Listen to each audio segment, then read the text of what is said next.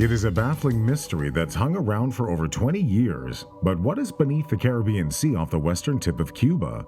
If it's the remains of a lost city, how did it get there? And why aren't people going back to investigate? There are some new details about the discovery, but most of it really can't be verified, so I'll just relay what I've found, but understand, I just can't be sure if any of it's true. However, if even parts of it is, something incredible is being hidden from our history books, and they may have known about it long before 2001, and dare I even mention the A word. And does the discovery have links to the arrest of one of the people who found it just a few years later? And as always, you gotta stick around to the end of this deep dive if you want to get the whole picture. Cuba is the largest island in the Caribbean, and it sits just off the coast of Florida. This banana-shaped island rings the eastern side of the Gulf of Mexico, and it has no major ruins of past civilizations of any kind that we know of. But back in 2001, a Canadian company from Vancouver Island, British Columbia, called Advanced Digital Communications, they were doing work for the Cuban government, and they were surveying the ocean floor off Pinar del Rio province of western Cuba. At the time, the government of Fidel Castro was focused on trying to locate an actual treasure trove of sunken Spanish galleons, the remnants of the region's old volatile colonial era, the sort of treasure ships you'd see in movies like Pirates of the Caribbean. And so they hired outside companies to help scan its waters and see what was there. And that's when the Canadians made the unique discovery. But were they really the first to find it? Using special sonar to scan the ocean floor, the Canadian company was surveying an area about 2 square kilometers off Pinar del Rio when they noticed something bizarre and out of place. This image is really the only decent one that has ever been made public, but what it shows is more than enough. Stone structures can be seen with unmistakable characteristics, similar to buildings we see on land. Now, the apparent pyramids in this image, similar looking to those found around the world in places like Central and South America, the Middle East, Africa, China, India, and elsewhere, they sit at depths of over 600 meters, or 2,000 feet. Paulinazielinski and her husband Paul Wenswig, they say there were also many large, smooth geometric blocks that seem to have been cut and neatly stacked, large stone monoliths, including massive pyramid structures. The 2001 discovery is believed to have included symbols found on some of those blocks, possibly similar to the ones used by the ancient Olmec civilization, and that predates the Mayans, the Incas, and the Aztecs, at least according to the University of Veracruz, who went to investigate. Now, the main pyramid could even be as big or bigger than the one in Giza.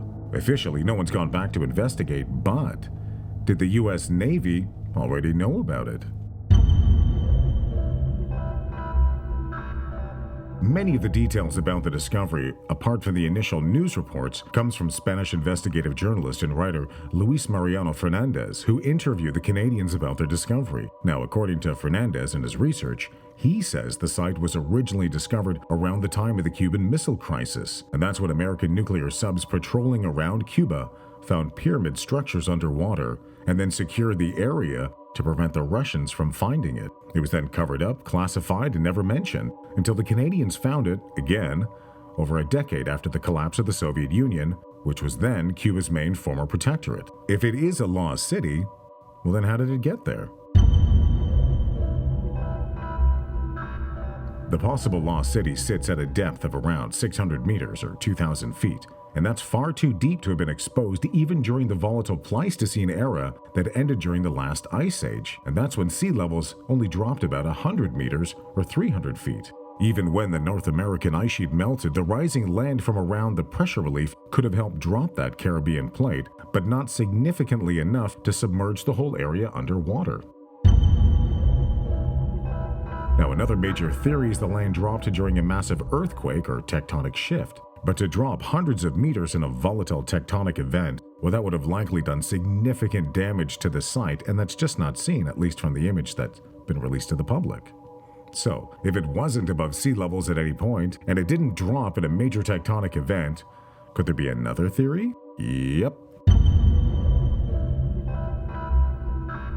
This is the topography of the Caribbean Sea Floor, and as you can see by this ridge, it separates the North American plate from the Caribbean plate. So, if there was some major cataclysmic event Could these two plates have pulled apart, creating many vast openings where a smaller drop in the lead would have been enough to have caused the Atlantic Ocean to spill into what is now the present-day Gulf of Mexico, burying the city? Now that might help account for how it was built in an area that was later submerged, assuming of course it hadn't been constructed underwater somehow. Now the area, due to its climate, has a higher evaporation rate than rainfall, so in theory the basin could have been dry, despite its location and being below sea level when it was flooded. Now a side note, that Puerto Rican trench you can see in the image, well, when I interviewed Lieutenant Ryan Graves of the Red Rippers, who later testified to Congress about UAPs, well, he says pilots around the trench mark this as one of the biggest hotspots for UAP activity. Another person I interviewed, Sean Cahill, who provided security for the Navy's USS Nimitz battle group during that infamous Tic Tac encounter, well, he said there was evidence of at least 2 or more prior civilizations before our modern era, but it was classified. And he might be in the know. After all, it was the Navy subs that allegedly found that site in the 1960s during the presidency of John F. Kennedy. And a site like this would surely rewrite history in a very uncomfortable way for many.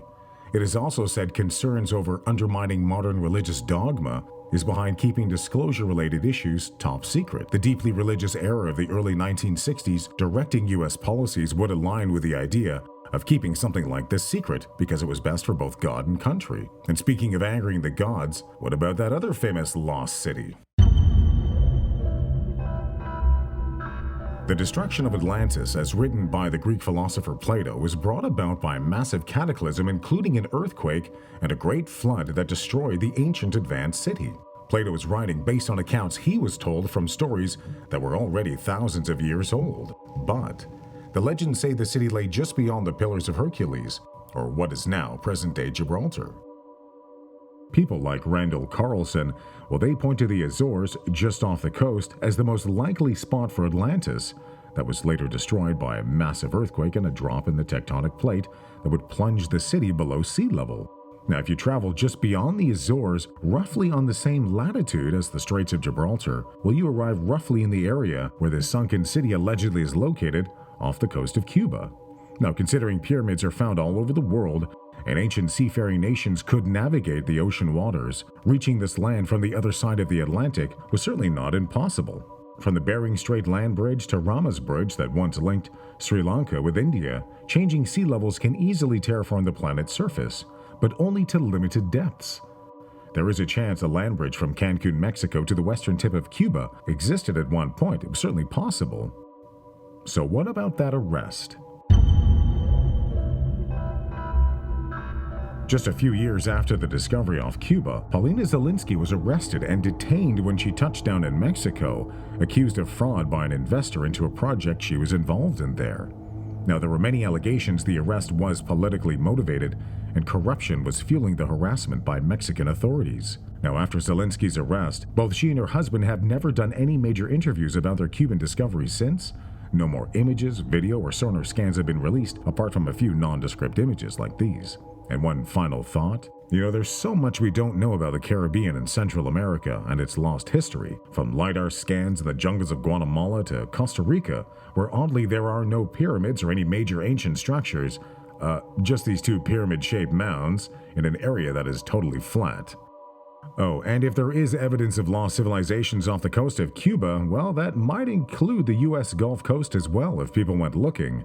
But with thousands of offshore oil rigs pumping money around the clock, I don't think anybody really wants to go looking anyways. I'm Sean. Thanks for watching.